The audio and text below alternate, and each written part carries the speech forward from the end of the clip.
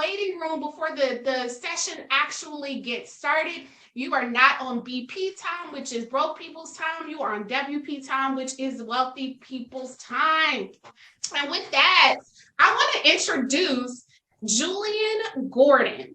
Now, Julian is someone who I was following on social media. He is Mr. Multifamily. He teaches folks how to level up their wealth position through real estate, but he also has a lot of other wealth principles that I know will be applicable to you as you look ahead to your young professional, young entrepreneurial careers. He and I were just in Atlanta together as part of Earn Your Leisure's Invest Fast. And I was listening to him on the stage talking about the ways in which he owned doors, and how his philosophy was a little different than HGTV. But I'm going to tell you the thing that had thousands of people standing up on their feet. Julian is not only an entrepreneur, but he's an entrepreneur. So like he came up and he dropped all types of bars. I was like, Jay-Z 444 what? Listen, Jay, you got some competition with Julian coming up in here talking about financial literacy.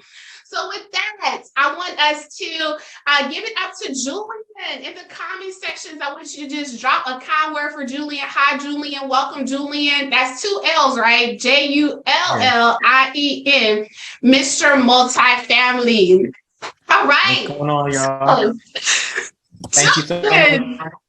Thank you so much for that introduction. I'm so grateful to be here and share what I know. Normally, I am in the process of sharing this information with adults because the programming around money and what it takes to be a millionaire is so embedded that there are many adults who don't understand this. And some of those adults include our parents, and we have to break free from those money mindsets in order for us to actually be the first in our family to become that millionaire or multimillionaire, as we like to say. And so I put together a presentation for you to guide you through. It's very image-based because I know how we operate, especially the millennial generation and Generation Z. And so I'm going to share my screen so that you can follow along with me. I do encourage you to get pen and paper to get ready to take notes. 1 second.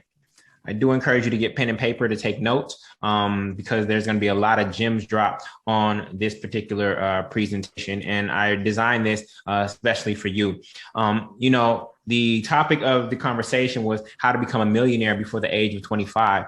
And I usually don't teach something that I have not done. And I did not become a millionaire by the age of 25. I am a multimillionaire now from a net worth perspective, but if I could do it all over again, if I was back in college and I was an 18-year-old, what I'm going to share with you is how I would actually position myself to become a millionaire by the age of 25, which is the gap of 18 to 25 would be 7 years. This is what I would do, and this is how I would do differently. And we're not going to specifically talk about ways to make $1 million. What I'm going to focus on is actually your money mindset, because that is the number one thing that blocks people from stepping into abundance. And so we're going to do a lot of work in terms of your perspective and your understanding of money. And once we have breakthroughs in what money is and how it works, I know that will position you to create an easier path to you becoming a millionaire. So a quick background in terms of my life and my work. I'm known as Mr. Multifamily. I teach multifamily real estate. If you don't know what that is, multifamily real estate is 2-family, 3-family, and 4-family homes. You live in one right now if your parents are renting. Once you get to 5 units or more, those are considered apartment complexes. But what I specifically teach is helping people acquire their first multifamily home. To date, I've helped 237 people acquire their first multifamily home, which is about $60 million worth of real estate. And because of that one single purchase, their families over the course of time, as we talk about creating regenerational wealth, will become millionaires as a result of this one move. And that one move being getting rid of their housing expense forever, because the rents from the 3rd floor, the 2nd floor, and the 4th floor actually cover all of their housing expenses, and they never have a housing expense for the rest of their life. For many of you who are renting right now, your lives would be 100% changed if you no longer had to pay rent for the rest of your life. There are adults who are 20 years, 30 years older than you who have paid rent ever since they left their parents' household. And if we can literally get rid of that one expense while also living inside of the asset, I know that will change financial trajectory of families' lives. So today I have a $5.2 million real estate portfolio, with 38 apartments. Those are also known as units or doors. They generate about $37,000 per month in rents every single month, right? $37,000 per month. I built that portfolio in just 8 years, and it is appreciated by over $1.3 million, meaning that I bought those properties at about $4 million, and today they are worth $5.2 million if I were to sell them. And I have no intention of selling them because they generate passive income on a daily basis for me and my last name.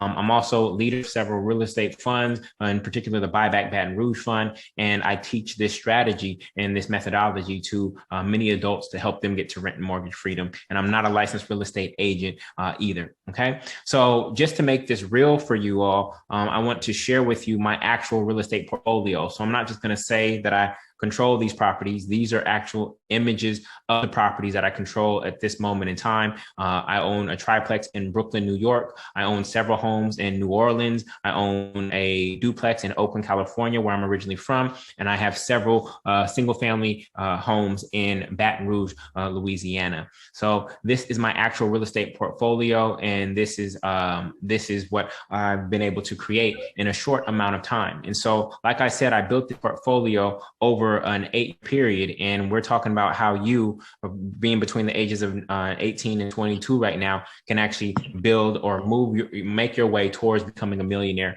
at the age of 25. And so I'm happy to share this with you. Okay. Now, again, I told you we're not just going to go over all the ways to make $1 million. There's all kinds of business models out there. You do not have to create one from scratch. There's book publishing, there's reselling items, there's managing social media accounts, growing and monetizing YouTube channel, drop shipping, selling a digital product, Fiverr arbitrage, affiliate marketing, retail arbitrage, Turo, event spaces, real estate, investing in dividend paying stocks, flipping domain names, starting a clothing brand. There are all kinds of ways to make money, right? And so the thing about it is that what I found is that we don't just make money for money's sake. We want to make money in a way that is actually creating value in the world for other people and solving a problem that we actually care about. And so this is not a webinar on how to specifically make $1 million. This is a webinar on how to prepare your mind to actually be able to receive $1 million. And so that's what we're going to focus on. And the reason I don't want to focus on those particular business models or strategies is that you cannot give wealth strategy to a person with poverty consciousness because they won't take root. So I could teach you all the different ways to make $1 million, but if your mindset, right, is still one of poverty consciousness, then you won't be able to receive anything that I teach you. And so what I want to do here is till the mind and specifically the subconscious mind, because the subconscious mind is actually the driver of your life. A good friend of mine said, quote, and they said, mindset has stopped millions from making millions. Mindset has stopped millions from making millions. And on this particular presentation, I'm going to dispel 5 specific myths that stop people from becoming millionaires that I'm glad that you are here to show up and hear them now, because if you take these myths in and we understand what the truth is on the other side of that myth, then it will actually open you up and set you free. One of the biggest things that you have to realize is that almost everything you were taught about money is wrong. Almost everything you've been taught about money is wrong. And you've been taught to save money. You've been taught to put your money in banks. You've been taught to work for money. All of these are actually lies and myths. And when you look at people who are wealthy, they don't do any of these things. They don't do any of these things, but the masses do. Okay. And so I'm going to break down those myths on this particular presentation. So what I really want you to examine is not how you see money, right? Because a lot of us see.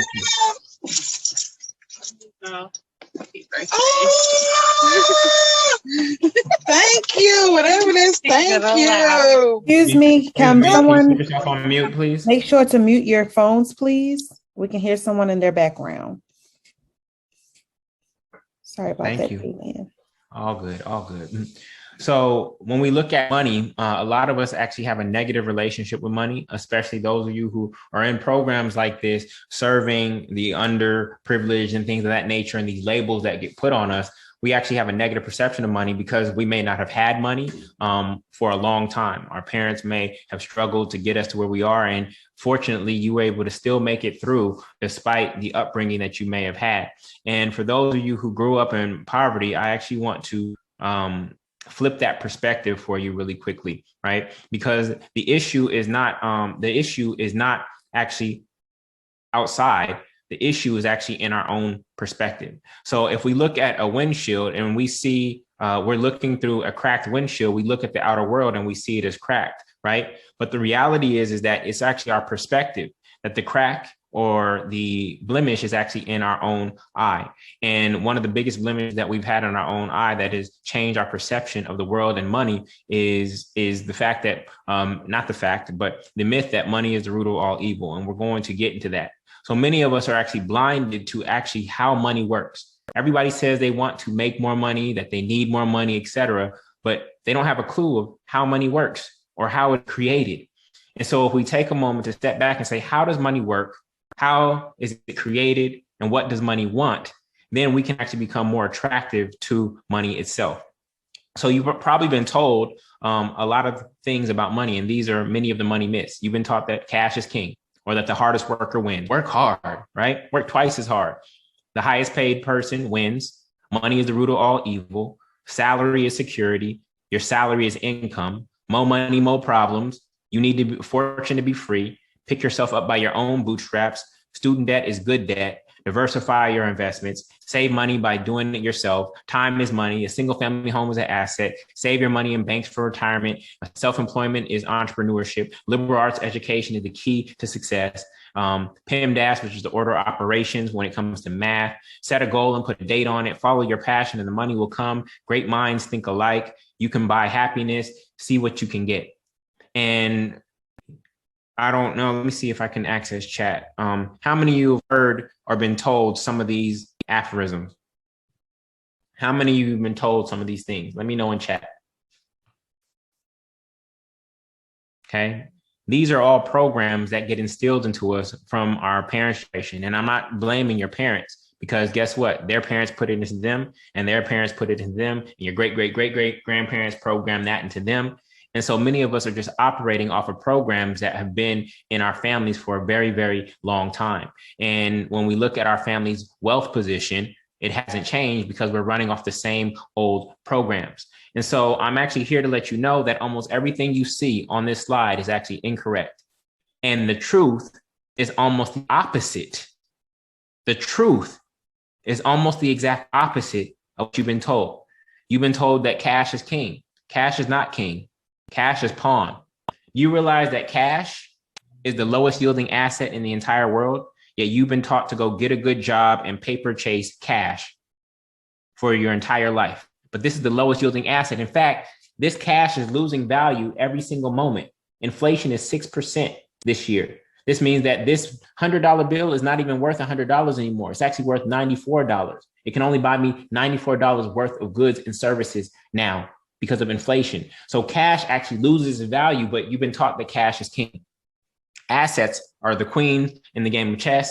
Queens give birth to kings, which is cash flow. And that cash leads to, those kings lead to pawns, which are cash. And in the game of chess, you will happily sacrifice a pawn to acquire another queen. And the queens that I acquire are multifamily real estate properties. You've also been taught that the hardest worker wins, right? Now, the person whose money is working the hardest wins. The hardest worker does not win, okay? Jeff Bezos does not work harder than you, right? But his money is working harder than you through systems and through other people and through various forms of capital. You've also probably been taught that your salary is income. Your salary is not income. They call it income so that they can tax you on it as if it's income, but your salary in a business has revenues minus expenses equals income. So your salary is actually only your revenues. And then you have all your living expenses. And then what's left at the end of the month, that's your actual income. So two people could make different amounts. Two people could make $80,000 a year. Okay. One person lives off of $75,000. And the other person lives off of $50,000. Who has greater income? The person who's living off of less, though they make the exact same. So these are some of the programs that we bought into and that run in our heads subconsciously that actually shape the way we move and navigate around money. All right. And so the way the programming works is that when you were born, right, you were pure, authentic thought, right? You were as close to God as you possibly could be when you were born. Your mind was untainted by anything, right? But of course, as soon as you come into the world, your mom and your dad, they have an influence, right, on who you are and what your perceptions are. And in this case, we're talking specifically about money. And then you add in what your school thinks about money, what your church thinks about money, or the bad events that you've had with money. Your grandma saving money in her bra, right? What your employer thinks about money and how they use it, what your spouse thinks about money, what your friends think about money. All of these start influencing your ideas of money, right? And so now you think that you're thinking about money in your own authentic way, but really it's just programming that you've gotten from people all around you, right? And so from there, what we want to do if we are going to reprogram ourselves is we have to take a step back and let go of every idea we have about money just for a second. We go into our own mind and put them all on the table and ask ourselves, is that idea around money helping me? Is that idea around money serving me? And some of the programs that I showed you earlier here are not serving you. They're actually limiting your ability to actually attract and create wealth in your life. And so once we do that, once we empty our mind, right, then we can come back to what is my belief about money? What is my belief about love? What is my belief about success? What is my belief about life, right? And then from there, we are now moving based on our perspective, not the program that came from all these other individuals and institutions in our life, right? For those of you who are Christian or whatnot, you may have heard the saying, you can't pour new wine into old wineskins or else they will burst. See, the old programs that work for our parents' generation will not work for our generation. So for our parents' generation, they were in the 40-40 club. And the 40-40 club says, go work for one company, 40 hours a week for 40 years, and you will be set. And that's exactly what my parents did. They worked for one or two companies, 40 hours a week for 40 years. And at that time, they had pension, retirement, and all those kind of things. Those things will not be in place for our generation. So if you try to follow your parents' path to success and you do exactly what they did, you will actually fail, because that is not how you get to success today. That is an old program that worked for a previous generation that will not actually work for our generation. And so what's happening is we have different programs, educational systems, and things of that nature that are set up based on the old program, but actually do not serve us or prepare us for the new one. This is why you find so many college graduates graduating unemployed. Is because the old program and paradigm of going and getting a liberal arts education, right, alone is not preparing them for the real world. And what they end up with is an expensive college degree, right? And their major is debt. Their major is not psychology. Their major is debt, right? They have major debt.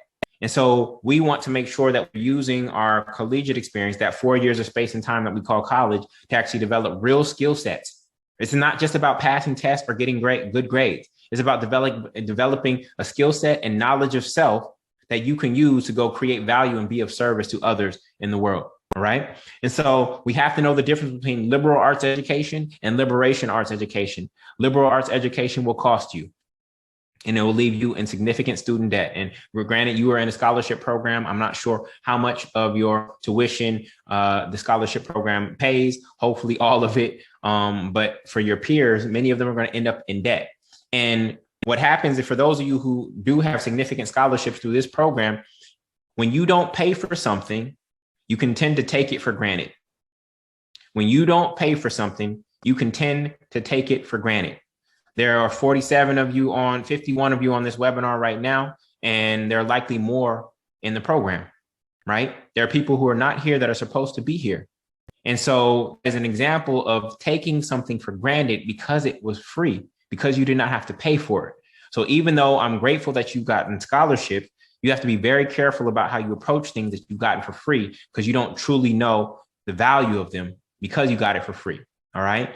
So be very careful with how you navigate. All right. So typically what happens is we end up being programmed, right? we end up being programmed by our parents and our peers and educational systems.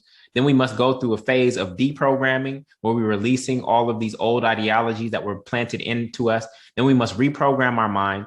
And then we must run the program to see if the program that we've actually coded in our own minds actually works. And so let's begin the conversation around money. Now, before we talk about you being a millionaire and acquiring more money, we need to get very clear about what money is. Most people want more money, but they have no clue what money is. They think that money is this physical piece of paper. This is not money, okay? We have to understand money beyond just its physical elements, all right? So in chat, what do you think money is? In chat, what do you think money is? This is what everybody in the world is working for. Everybody wants more of it, but what is it? What is money? Because if we truly understand what it is, then it'll be easier for us to get it. Money is a store of value. It's an asset. It's time. It's a tangible currency. It's a means of trade. Okay, good. So one of my favorite definitions of money comes from Jonathan Randolph Price, and he says, money is my own natural energy yield. Money is my own natural energy yield. Given that, where's the greatest currency on earth, y'all? Where's the greatest currency on earth? Where is the greatest currency on earth? Somebody said the USD. The dollar is getting weaker and weaker every day. Everything that you are saying is external. The greatest currency on earth is inside of you, y'all. The greatest currency on earth is inside of you, right here. If you don't have any more current energy in here, then no matter how much of this is inside of your bank account will be irrelevant. The greatest currency on earth is inside of you. And when you are able to put that currency out and spread it out and multiply it in the world, you get some of it in the store of this form of energy called money. So I hope this is changing your perception about what money is and how to attract it. We haven't even gotten to the meat of everything yet, okay? So money is just stored energy, y'all. Money is just stored energy, okay? One day, we were on the road back in the day. I had 100 apples and you had a cow. You wanted 25 of my apples. I did not want 25% of your cow. So you wrote on a piece of paper, I owe you the equivalent of 25% of a cow at some later date and time. That was the first piece of money. It is a store of value. Okay. So it's stored energy because I put all this energy into growing the apples, right? Fertilizing my land, right? Plucking out weeds, things of that nature, hiring people. I put all this energy into the production of those apples. And now that energy is stored in this thing called money. Money is useless unless you use it. Many people think that you're supposed to accumulate money. The reality is you're supposed to circulate money. We are meant to multiply it. As good stewards, our job is to transmute it into ideals, individuals, institutions we believe are doing good or God's work. And we must be mindful of not letting money ever become our God.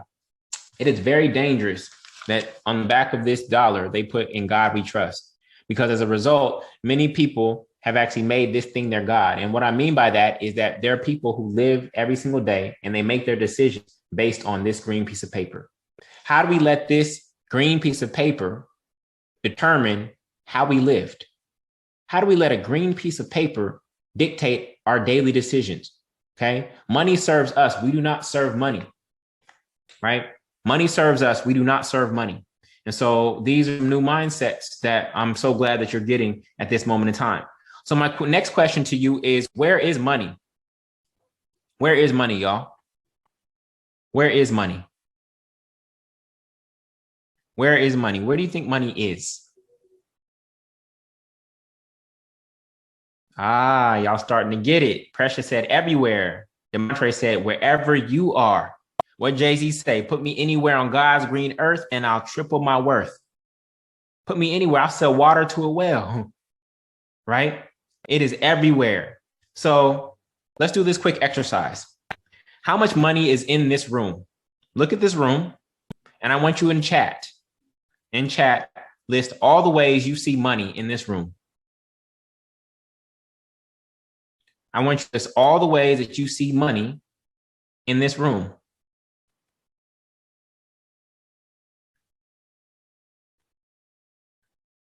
Where's the money in this room, y'all?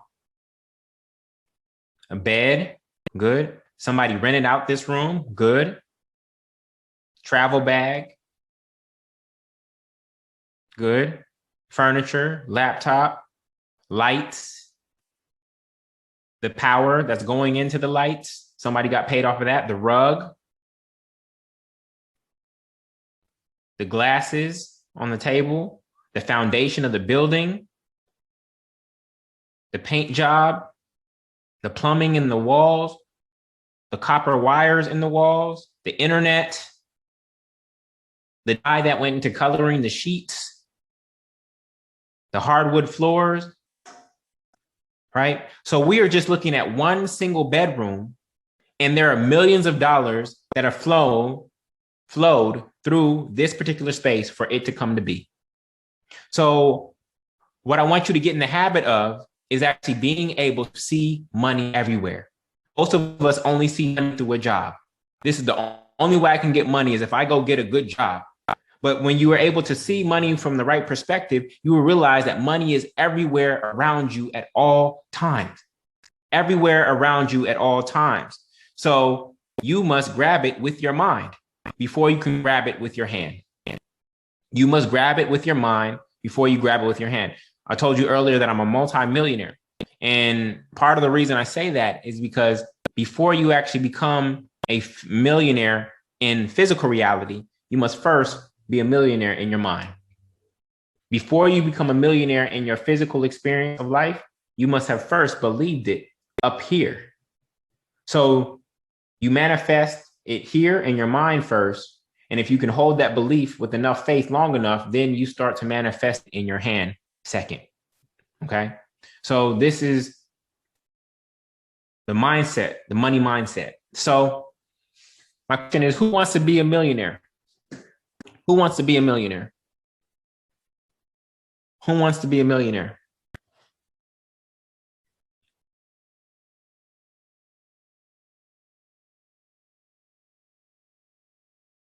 Okay. Everyone wants to be a millionaire? All right. Now, hold on. I want to pull something up that I forgot to bring in. I want to pull something up for you really quickly that I think is going to be helpful to you to change your perspective.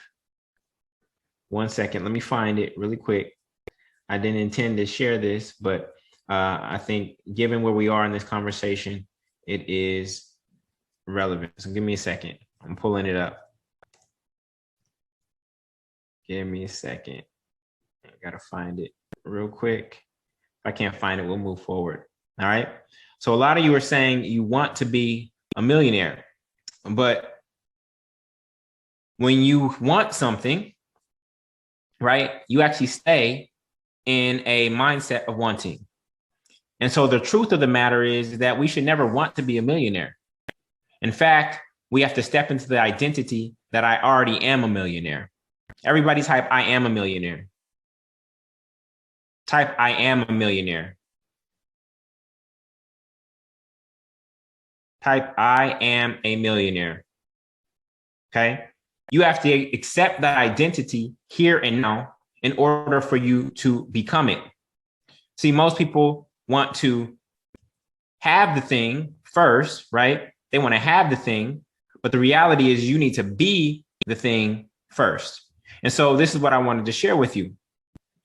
I am a millionaire. I'm already a millionaire in my mind. I may not see it yet, but I believe it now. In the same way a seed is called by its finished form, I'm accepting my divine inheritance as a child of God. I'm meant to have life and have it more abundantly. My treasure on earth shall correspond directly to the treasure in the heaven in my mind. Abundance is my birthright. Ashe, amen, and so it is. When you go to Home Depot or Lowe's and you go pick up a package of seeds, what does it say on the package? The package does not say seeds on it. The package says the finished form of the seed.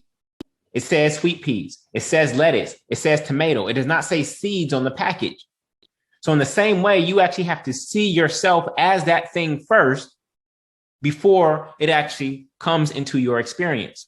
And again, many of us are born into a situation where there isn't money, right? Some of you are born into poverty. And here's what I want you to know. If you were born in, how many of you were born into poverty? How many of you were born into poverty? How many of you didn't have a lot growing up? Part of the reason some of you are in this program right now, right? So I have some good news for you. You have to be very careful with your language, because what happens is when a child is born into poverty, it will look at its outward condition and it will say, because of all the poverty that I see, it will say to itself that I am poor. It will say, I am poor because of the external circumstances that are around me. But the reality is that if you can believe that abundance is your birthright and that you are meant to be wealthy despite the external circumstances, then your external circumstances will start to change, reflect your belief system, even if that's what you were born into. You being born into a condition of poverty does not make you poor. But if you stay in that condition too long, you start to accept the identity that I am poor. No, you're not. You are an abundant being. Everything that God creates is abundant to the extent that it believes that it is. How many apples are on an apple tree? How many fish are in the sea? How many human beings are walking on the face of the earth? How many molecules are moving in your body right now? Everything that God creates moves in abundance and in multitudes. Okay? And so do you. And so for those of you who are born into impoverished conditions, I want you to know that the reason that you were born into that impoverished condition is actually to demonstrate and prove how wealthy you truly are. You were born into your condition of poverty to be a living demonstration of how wealthy you are. If you were born into wealth, how would you be able to prove that you're wealthy? If you were born into the Hilton family, like Paris Hilton, how could you prove that you were wealthy if you were born into wealth? The only way to prove that you are actually truly wealthy is by being born into a position where you are not wealthy. So don't look at being born into poverty as something to be looked down on. See it as a challenge for you to overcome and to be an example to yourself, first and foremost, because we're not proving anything to anybody. You're not proving, you need to prove anything to your parents. You don't need to prove anything to that third grade teacher who hated on you. You don't need to prove anything to any other culture. This is for you. But when you are a walking example and demonstration that your external circumstances don't define who you are, then you start to inspire other people. Okay? And so with that, let's get into some of the myths real quick. So myth number one is that money is the root of all evil. And that is taken from religion. And religion is, if not carefully understood, can really manipulate our ideas of money, right? And people will cherry pick certain scriptures to articulate why the rich are going to hell and things of that nature. And we subconsciously start to take that in. But when you really look at life, this is actually not true whatsoever. It's actually the love of and the lack of money is the root of all evil. More crime has been done on the face of this earth because of the lack of money, not because of an abundance of money. Now, when somebody is greedy and they love money more than they love human beings, then yes, they also are willing to harm humanity and life in general as well. So it is the love and lack of money that is the root of all evil, not money itself. There is nothing wrong with money. Money is an inert spiritual substance. Okay. What makes money good or bad is the intention of the person who is holding it and how they use it. Money itself does not have a negative or positive charge, only the charge of the person who's holding it and how they use it. Okay. So we need to release that ideology that being rich is bad. And you can see it in Occupy Wall Street. We hate the 1%. We hate the 1%. We're the 99%. Why do we hate the 1%? In chat, let me know, is everybody in the 1% evil because they created extreme value in the world? Is everybody in the 1% evil just because they created a huge company, right? Or inherited wealth? Does that make them evil? What if you entered into the 1%? Would that make you evil all of a sudden? So it's language and an ideology like that that actually causes us to hate money and hate wealth and abundance. Okay. Even look at how we speak about money, right? How do we talk about money? Look at all these things that we do. Disposable income. When you're disposing of something, where are you putting it? You're putting it in the trash. We call money disposable income as if it's meant to be thrown away. We call rich people filthy rich, right? Filthy rich, as if there's something filthy about having a lot of money. The 1% is evil. We call it dead presidents, right? I got money to burn. We call it spoils. All this negative language that we use when it comes to money, right? But what if we change our language, right?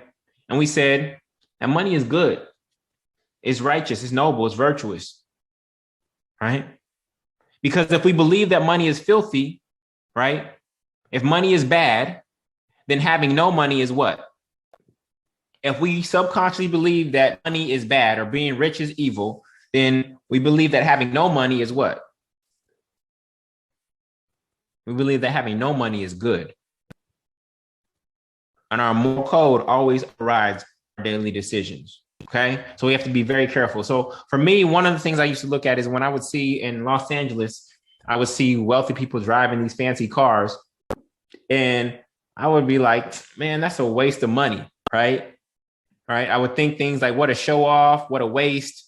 That could feed an entire village. Right. Wait until they have kids, probably going through a midlife crisis and just got divorced. I would have all these negative thoughts around this vehicle. But the reality is that you can't want to be rich and subconsciously hate rich people at the same time. You cannot desire to be rich and subconsciously hate rich people at the same time. Those are two incongruent thoughts. One is going in this way, the other one is going in this way, and they are actually canceling each other out. Okay? It doesn't make any sense. So now I changed my perspective about this vehicle, and I realized that when you look at this vehicle, $250,000, this person had enough confidence, despite an economic recession, to circulate $250,000. I didn't have the $250,000, but they did. And those $250,000 employed 4 people at Ferrari. 4 people got employed. This person created 4 jobs with the way they were circulating money. And those 4 people can now go feed their families and go pay money at the grocery store and pay for their car notes, etc. This person had the faith and the confidence in themselves to go circulate money. Why should I hate on that? Why should I hate on that? There's no good reason whatsoever that I should hate on that, right? And so this is how my perspective changed, right? So my question is, how many of you would do more good if you had more money? How many of you would do more good if you had more money? So then guess what I want for you? I want you to have as much money as you can possibly get, because I believe that you would do more good if you had more money. In fact, some of you are going to start foundations just like this because of your experience here. Once you step into an abundance of money, you're going to do the exact same thing because it was done unto you. So I actually want abundance for all of you because I know that you have good hearts, right? And so we have to know that abundance is our birthright. That has to be our core belief. Our Creator wouldn't want us to come here and just be in poverty for our entire lives. That is not what this life experience is about. And so one way that you can tap into wealth consciousness, which is what I call it, because we are steeped in poverty consciousness. One way we can do that is simply by taking in a deep breath. I want everybody here to take in a deep breath really quickly. Taking a deep breath. Now release. Taking another deep breath. Release. Now, when all of you took in those deep breaths, did you worry about whether there's going to be enough oxygen in the world for all of us here? Did you worry? Even if there was a marathon of 1,000 people running outside your home right now, did you worry if there was going to be enough oxygen for all of us? No. You knew that you would be provided for by whatever you call your Creator. And so when you can relate to money in the same way that you relate to oxygen, that's when you step into wealth consciousness to a point where you don't worry about where it's going to come from. You know that it's going to come and it's going to show up as you need it. All right. And so this is, again, a new way to relate to money. And I'm challenging you and I'm trying to get access to you before you get into the work world, before you start making money, because it'll change your approach. Okay. So myth number 2, you must work hard for money. And especially as young Black people in a society that is based in race consciousness, your parents might say you got to work twice as hard as other people. First and foremost, we don't need to compare ourselves to anybody else. I hate diagrams and charts to say black people this and Asian people this and white people this. I'm not comparing myself to any other culture. I'm not even comparing myself to any other individual. So I don't need to see any charts. I'm comparing myself to the best version of myself every single day. I don't need charts and comparisons. I don't care what that group of people is doing. All I care about is what I'm doing and how I'm showing up every single day. Okay. So you must work hard for money, right? The truth is that you must work hard for money until money works harder for you than you work for it. You actually have a responsibility to make your money work hard, right? These are dead presidents. Your responsibility is to resurrect them every single day. When you get dead presidents in your pocket, you have to figure out, how am I going to put this dead president to work? How am I going to put Andrew Jackson to work? How am I going to put Benjamin Franklin to work? How am I going to put, who else? Andrew Jackson, Abraham Lincoln, George Washington. How am I going to put these dead presidents to work? I have to give them life. I have to give them things to do every single day. They cannot just sit in a bank doing nothing. They're being lazy. Okay. So you will never be free until your money is working harder for you than you work for it. All right. And so if the hardest worker truly won, y'all, then guess what? Day laborers will be the wealthiest people in the entire country. If the hardest worker won, then day laborers who work harder than anybody else, almost the equivalent of slavery, would be the wealthiest people. So we know that the hardest worker does not win. Okay. Does the winner work hard? Yes. Okay. But they don't always work the hardest. All right. I got some crazy news for y'all, and I can share this. But did you know that the US dollar is 75% cotton? So many of us are still picking cotton on a daily basis, and we didn't even know it. You thought that slavery was done, right? Because there's no chains and no shackles and things of that nature. 78% of Americans live in paycheck to paycheck. Black, white, brown, everybody in the quote unquote land of the free. This country is not about race, y'all. The elites and the powers that be in this country care about one color. It's not white. They care about one color. It's green. I hope you know that there are a lot of white folks who are enslaved in this country. I hope you understand that this is not just a racial thing, right? 75% of the US dollar is made of cotton. So most Americans are still picking cotton on a daily basis and didn't even know it, all right? So you don't become financially free until your passive income is greater than your cost of living. Many of you are being trained and taught to chase active income, which is I'm looking for the highest paying job I can get. That's active income where you're trading time for money, okay? Ultimately, you may have to start there to accumulate some money, but once you accumulate some money, you have to circulate it and buy assets that appreciate or are cash flowing, like real estate, stocks, etc., until you get to a point, like I showed you with my real estate portfolio, where my passive income from my real estate portfolio surpasses all of my monthly living expenses. At that moment, I achieve financial freedom. In fact, you can achieve financial freedom without even being a millionaire. Let's say your cost of living right now is only $3,000 per month, okay? If you get a multifamily home and you eliminate your rent expense of $1,200 a month because the rents from the other units are covering your housing expense, now all you need is a couple cash flowing assets that produce $1,800 a month, and you are financially free, even though you don't have $1 million stacked in your bank account. Financial freedom does not require $1 million. It requires you having enough active income to surpass your cost of living. All right. And so you start, excuse my language, I forgot to change this word. Excuse my language, y'all. But most of us in the wheels of fortune, we start our journey, okay, employed, and we're busting our butts, okay? And this cycle is clockwise because we're trading time for money. But as you start accumulating money, what you ultimately want to do is you want to start taking that money and acquiring assets and employing your money by buying and building your assets. And that is counterclockwise because as you accumulate cash flowing assets, you actually buying your time back to a point where you no longer have to trade time for money at all. And you are 100% free. The most valuable thing that we have here on earth is not even land, it's not money, it's time. You can know how much is in your savings account, but nobody knows how much is in their time account. So since that is a limited resource that cannot be bought, that must be the most valuable thing that there is. And so the time freedom to be who you are meant to be and live the life that you desire is the most valuable thing that we can accumulate. All right. You do not have to wait until 65 or 70 to retire to start enjoying life. Okay. When you move in the right way, when you walk in your purpose and you're able to monetize that purpose, okay, I call it your blessing model and your business model. Your blessing model is how you give to the world. Your business model is how you receive, okay? When you're able to do those two things in the right way, it sets you up to live a purpose-driven life that is also profitable, okay? And so there are various groups of people, right?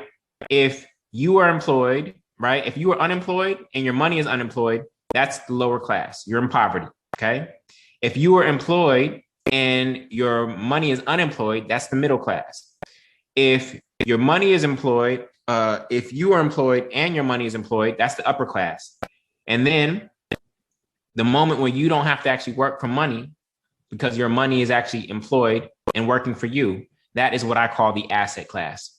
I need you all to wipe the mindset of, oh, I just want to be in the middle class. I grew up poor. I want to be in the middle class, or I want to be in the upper class. I need you to wipe that mindset away. Okay. Let it go.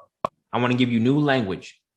We are all aspiring to be part of the asset class, just the upper class, but the asset class. Do you realize that I have more freedom than a Fortune 500 CEO? A Fortune 500 CEO may make many times more money, a lot more money than I make. But they can't take a day off. They're working 100 hours a week. They don't have the freedom that I have, even they make more money than me. So which lifestyle do you ultimately want to pursue? Okay. Myth number 3, banks are the safest place to put your money.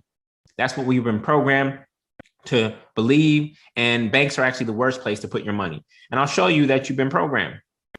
Where did they tell you to put your money as a kid, y'all? Where did they tell you to put your money as a kid? They told you to put it in a piggy bank. They told you to put it in a piggy bank. They were training you early. But what does the scripture say? Scripture says, don't cast your pearls to swine, which is don't give your money to banks. Okay? See, when you understand how banks work, you think that a bank is keeping your money safe and protected inside some vault. Your money is digital now. They're not storing all your money at the bank. If we all went to try to go get our money from the bank right now, the money wouldn't be there. Your money is digital. The vault can be open nowadays, okay? And so the reality is that the bank is robbing you. The bank has its screens up and security bars up because they're afraid that once you truly understand what is happening, that you will be the one that wants to come get your money back. They are borrowing money from you at 0.03% interest. 0.03. You're basically giving the money to your bank, and then they lend it back to you in the form of a mortgage or a business loan or something like that at 3 to 6%. So you're getting 0.03%, and then they loan it back to you at 100 times that, in addition to all your late fees and overdraft fees and et cetera. Okay. So if you use the rule of 72, the rule of 72 will tell you how long it takes you to double your money in a savings account. Okay. So if your interest rate is 10%, 72 divided by 10 is 7.2 years to double your money. Okay. And in your Bank of America savings account, 72 divided by 0.03 means that it will take you 2,400 years to double your money in a savings account. It will take you 2,400 years to double your money in a savings account. You cannot save your way to wealth, y'all. Okay. You have to invest your money into assets that appreciate and that cash flow. You see, a boat is safe at the dock, y'all. A boat is safe at the dock. But what is a boat's true purpose? A boat's true purpose is to be out at sea. It's to be out at sea. That's what it was built for, not to be safe at the dock, just sitting there doing nothing. And so the same is true for your money. All right. So myth number 4 is that I need to make more money. I need to make more money. And that's not true either. The truth is that you need to attract more money by understanding what money is and what money wants. Everybody knows that they want more money. My question to you is, have you ever asked the question, what does money want? Have you ever asked the question, what does money want? I know it sounds simple, but if you knew what money wanted, wouldn't you have an easier time attracting it? If you are dating and you know what your partner wants, right? You know what the person you're dating wants. They want a certain gift. They like quality time. Their love language is words of affirmation. If you know what they want, do you think you're going to have an easier time attracting them? So we all talk about we want more money, but the question is, what does money want? Because if you just got clear what money wanted, you could actually attract more money into your life with a lot more ease. So we all say we want more money, but I need you to tell me where on this chart is the number more. Where on the chart is the number more, y'all? Can somebody show me where the number more is on this chart? Anybody see it? No, because it's not there. More is not a number. More is not a number. So if you want something, you have to be very specific about it. Like you are all stepping into entrepreneurship. Imagine approaching an angel investor and walking up to them and giving them your elevator pitch and then asking, say, hey, I just need more money. What is that angel investor going to do? They're going to look at you crazy. What do you mean you need more money? They want to know why you need the money, what you're going to use it for, and what their return on investment is going to be, right? And so the same thing is with your angel investor being your creator. You have to be very specific about what you want more money for. Some of you just want more money just for your own personal security so that it can go sit in a savings account and do nothing, right? It's not serving any value in the world when you do that. So how would you use more money in a way, right, that does more than just serve yourself, your immediate needs, and your immediate family? And then what is the exact number that you need to fulfill on that? If you are going through the exercise of writing a business plan, you will come up with the number. This is how much we need to start this business. And we need enough runway to get it going for a year. So to my angel investor, we need $120,000 to get this business off the ground, right? And so I want you to think beyond, because if I gave all of you $200,000 right now, you might pay off some of your student loans, you might help your mom, things of that nature. But how would you use the money beyond your personal needs, your family's immediate needs in a way that is of service to others? Okay. So the secret, does anybody know what the secret to success is? The real secret to success? Because a lot of people think that the secret is some movie, right? The law of attraction. But does anybody know what the real secret to success is? Anybody know what the real secret to success is? One word. Any guesses?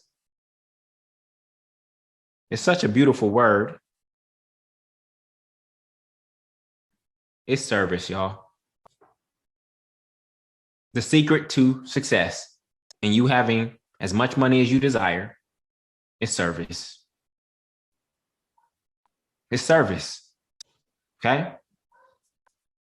A lot of people think that they have to do something that they hate to get what they want, and that's not true. You can do something that helps other people, right? Right? You can do something you love that helps other people get what they want. And guess what you'll have in turn? You'll have everything that you want. So rather than always focusing on what you want, you can simply figure out how you can help other people get what they want. And in turn, you will have everything that you want. Okay? So this is a very powerful concept when you understand it. So instead of asking the question, what do I want? You want to ask the question, what does money want? What does money want? What kinds of people, ways of being, actions, and activities is money attracted to? Okay. And how do I become more attractive to it once I understand what money wants? And by attractive, I do not mean that you need to look like Halle Berry or Michael B. Jordan. I'm not talking about that kind of attraction. I don't care how you look in the mirror, okay? What we're talking about is attraction from an energy perspective, all right? From an energy perspective, okay? So a lot of you are out here chasing money. You're trying to chase the bag, right? And if you chase a cat, what's the cat gonna do? The cat is gonna run from you. So instead, if you really wanna catch the cat, right? Stop paper chasing. If you really wanna catch a cat, you simply figure out what the cat needs and what it wants. And if you have what the cat wants and needs, then guess what? The cat is going to come to you. So if you have what money needs and what it wants, which is to be used in a way that supports other people, to be circulated, not hoarded in a bank account, then guess what? More money will start to come into your life, okay? So finally, myth number 5 is making millions is about the idea. Making millions is not about the idea, y'all. Making millions is about the individual. It is about you. Many people have had great ideas. Many people have had boring ideas and made millions with boring ideas, okay? It does not have to be some revolutionary, groundbreaking idea. My business is primarily real estate. Real estate is not new. It's not revolutionary, okay? It is pretty basic to understand with quite a few nuances, okay? But this is where I found my purpose in helping free people and helping them achieve rent and mortgage freedom through multifamily real estate. So it is about you, the individual. One, identifying what problem you solve, right? And what you're passionate about. See, a lot of people focus on their passion first. That's backwards, okay? Instead of focusing on your passion, what you want to do is ask, what problem am I passionate about solving? Don't just focus on your passion. Hey, this is what I love to do. That's all about you. And that's kind of selfish. You can do that as a hobby in your free time, okay? Ask yourself, what problem am I passionate about solving? The reason Elon Musk is the wealthiest person in the country is because he's solving 3 big problems. Getting us off of fossil fuels with Tesla, right? Helping us harness the sun's energy with Solar City, right? And then with SpaceX, helping us get out of here if those 2 things don't work. He's solving some huge problems that he's passionate about. And that's why he is one of the world's wealthiest people. So instead of just focusing on, oh, my passion is this, right? Ask yourself, what problem am I passionate about solving? And then you have to master that. You have to put in the 10,000 hours, the 10,000 hour rule. When you look at musicians, right, by number of compositions, you see that the more compositions one did, the greater they became. The greater they became. Right? This is why Beethoven, Mozart, and Bach are up here, because they are top. Now, I feel bad for whoever this is over here who put in all these compositions, right, but never achieved greatness. But you see there's a correlation between how much time you put in, right, and your great level of greatness. So you have to identify what skill or subject you're going to master. And guess what? It may have nothing to do with your college major. The skill or subject that you choose to master in life likely has nothing to do with your college major, okay? So a skill or ability to move an individual, organization, or item from some sort of point A to some sort of point B. And a subject is your ability to shift the understanding of people, an individual, organization from some sort of point A to point B. So here and now, my skill set is real estate, helping people close on their first multifamily home. My subject mastery is what I call financial spirituality, which is shifting somebody's understanding of money from poverty consciousness to wealth consciousness, okay? So those are 2 examples of skill mastery and subject mastery, right? So when you look at what I call the skills values matrix, you have to identify what is your most valuable skill in this world, okay? If I ask you, this matrix is based on things that lots of people can do, right, versus few people, and things that are very easy versus very difficult. I've only found one thing that lots of people can do that's very difficult, and that is giving birth. So shout out to all the ladies that are here. It's very difficult. Lots of people can do it, but you don't get paid for it, okay? So navigating social media, right? Lots of people can do it, and it's very easy, so you can't get paid for it. Setting up a Facebook fan page or Instagram fan page, okay? very easy, but fewer people know how to do it. So you could actually get paid a little bit. Social media marketing, right? Now, growing a fan page to 10,000 fans or more, guess what? That's very difficult, right? And fewer people know how to do it. So now we start to get into the money because it is a skill set that is very difficult that few people can do.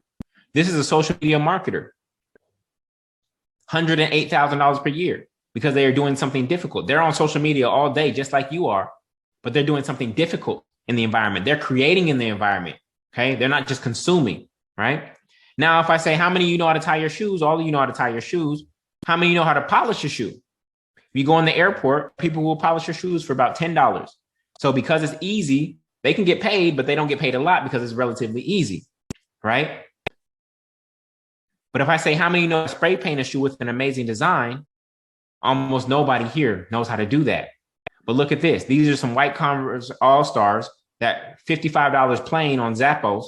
But this individual, because they have a skill set that is rare and difficult, they are selling them for $400 each.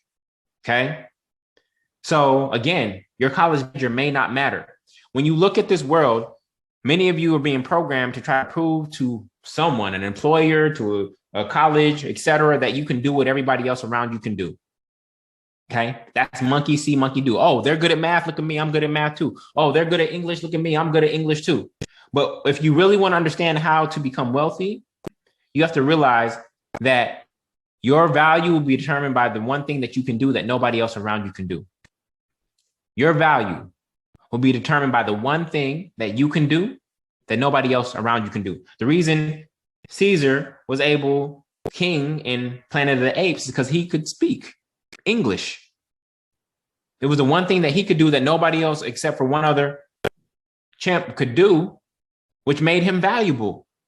So stop trying to be like other people and to prove to some outside entity that you are good, just like everybody else around you. Instead, you want to lock in on the one thing that you can do that nobody else around you can do. And so to conclude, so what I mean by that is, what skill set are you going to master? And I like to think about the skill sets in the present subjunctive, in the ing. Are you good at collecting money? Are you good at compiling statistics? Are you good at confronting other people? Are you good at constructing buildings? Are you good at organizing tasks? Are you good at calculating numerical data? Are you good at prioritizing work? Are you good at budgeting expenses? You have to identify a skill set that you want to be in this green box, because this is where your wealth is going to come from. The one or two skill sets that you have that are up here. Okay. And so do I want you to love that skill set? Yes. I never want you to develop a skill set that you hate. But oftentimes when you're putting in the 10,000 hours, you end up loving whatever it is that you do, because you start loving it because you start mastering it. Even if you hated it at first, the level of mastery actually leads you into loving it. And so I'm going to share with you a tool I created called the Passion Finder to help you identify a skill set that you actually love.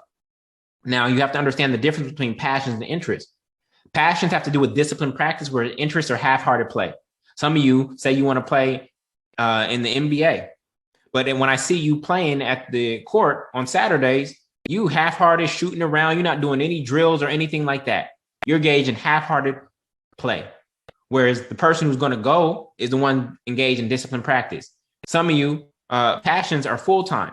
It's part of your daily life no matter what. Whereas when you're only interested in something, it's part of your free time. And then passions are action-oriented, whereas interests are topic-based.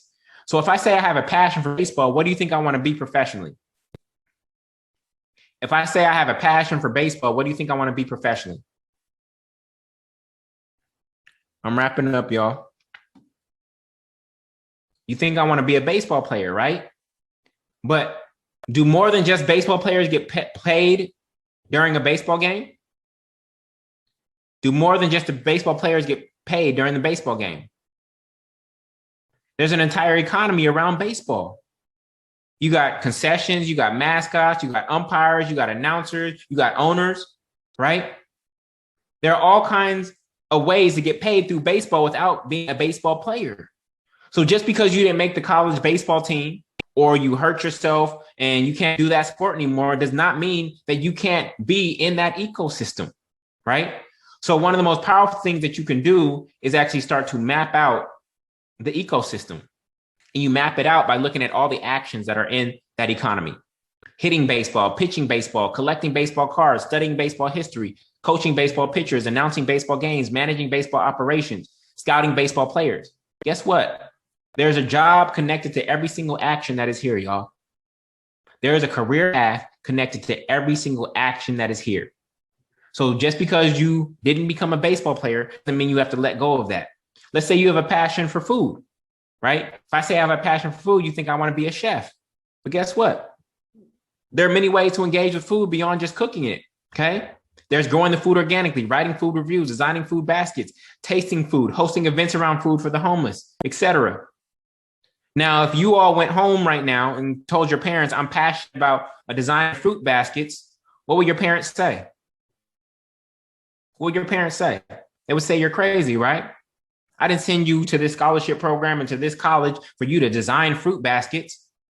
And here's why you cannot listen to your parents when it comes to career advice, y'all. Because edible arrangements, what do? They design fruit baskets. And they sold $500 million worth of fruit baskets. So because you were listening to someone from the previous generation who was on the 40-40 club, and they were projecting their fears on you, saying you can't make money doing that, I didn't send you to college to design fruit baskets, you would have been cut off from the possibility of having a business that sells $500 million worth of fruit baskets every single year. There are always ways to monetize your passion. I can find 5, no matter what your passion is, I can find 5 people in this country who are doing it sustainably. So it's not about whether it's possible. It's about whether or not you believe it and if you are actually committed to that passion enough. Okay. So as you develop your passion, I just encourage you to not give up, because most people give up just before they get to the bag. They chipping away. And because they can't think creatively enough about that passion, this is why I created the Passion Finder, they give up and they walk away and they settle for a life that they don't desire. So I encourage you to keep chiseling away at your passion, and you will start to see the economic opportunities emerge. Okay. So what is your passion? Is it chess? Is it bargains? Is it events? Is it travel, education, kids, business, health? What word would be at the center of your career universe? We did baseball, okay, and we did food. So what are the actions? What are all the ways people get paid around that particular thing? When I was at business school, a friend of mine, his passion was chess. And guess what he went on to create, y'all? He went on to create chess.com, a multi-million-dollar company. All started with his passion for chess. Before he went to business school, he was doing tournaments all over. And then he took that online, and now he's built a multi-million-dollar business at chess.com. Okay. So I don't care what your passion is, how obscure it is. I know that there's a way to monetize it. It's all about whether or not you believe it, and if you're really as committed to mastering it as you say you are. All right. So with that, I want to pause, and I want to say thank you so much for your time and your energy. I hope that this presentation has blessed you. I'm going to put my Instagram in chat right now so that you can connect with me and follow up. I'm not sure if we're going to take time to do some quick questions. I know I went a little bit over, but I had so much to share with you. So with that, whoever the MC is, feel free to come back on and take over. And I appreciate you all, and I wish you all the best. It's not about the $1 million, okay? It's about your mindset. It's about you having the time freedom to live the life that you desire and do the work that you feel called to do and walk in your God-given purpose on a daily basis. That is true wealth. And thank you, Kezia, for allowing me to share this with the young people. You're muted. I got to give you ownership back or something. Yeah. There you go. Thank you. I was going to say, unmute myself. Julian, you have dropped so many different gems. I'm still looking on the floor, just trying to figure out which one I want to pick up next. There was so much that you said that 100% aligns with our foundational principles. We already know we're going to be ringing your phone off the hook for 2022 to bring you back in person to talk to our students. Unfortunately, we've run out of time, but I do want to say thank you. You all, please follow Julian. he drops gym after gym after gym after gym. So thank you again, Julian. I want you to have a great rest of your evening. Much Julian, love. thank you for joining us here tonight. And because you've been here this long, we are going to be sending you a gift card. Take care, everyone. Bye-bye. Peace.